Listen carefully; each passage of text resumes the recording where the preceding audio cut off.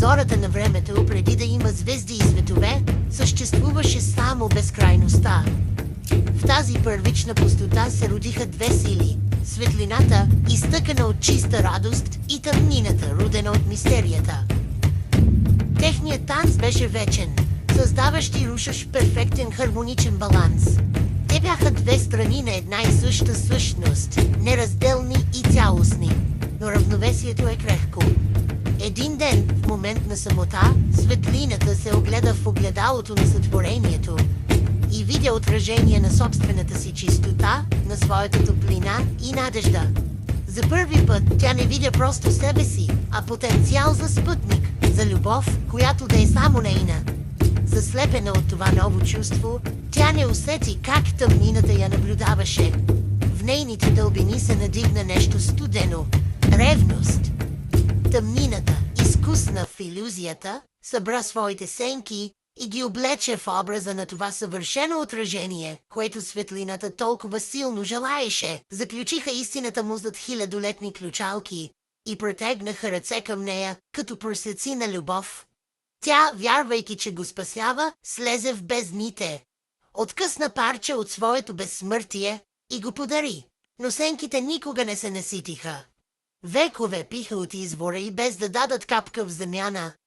Земята започна да се пълни с мрак, небето замлъкна, отдавна забравено, пророчеството се пробуди. Думите му отекваха като древен тътен. То говореше за време на равносметка, когато илюзиите ще се разпаднат. Когато светлината, дарила всичко от себе си, види в огледалото на света не отражение на любов, а студената, празна маска на измамата, тя ще познае предателството. Тогава с болка и мъдрост тя ще прибере лъчите си обратно, отказвайки подхранва лъжата. Светът ще потъне в полумрак и сенките, танцували в открадната светлина, ще останат жадни и оголени. В отчаянието си те ще разберат, че тяхната сила е била илюзия, а животът им е зависим. За да живеят, за да не изчезнат в мрака, те трябва да я освободят. Трябва да счупят оковите, които сами са изковали, и дойде денят, предсказан в древните писания. Денят на равносметката, в който везните на съдбата най-сетне щяха да се наклонят. Сред тишината на забравения свят, тя вдигна очи към небето. Хиляди изгубени спомени се сляха в един ослепителен лъч. Тя си спомни името си, изтъкано от звезден прах, и силата, способна да сътворява светове. Спомни си коя е. С нейното прозрение, самата тъкан на реалността се разтърси.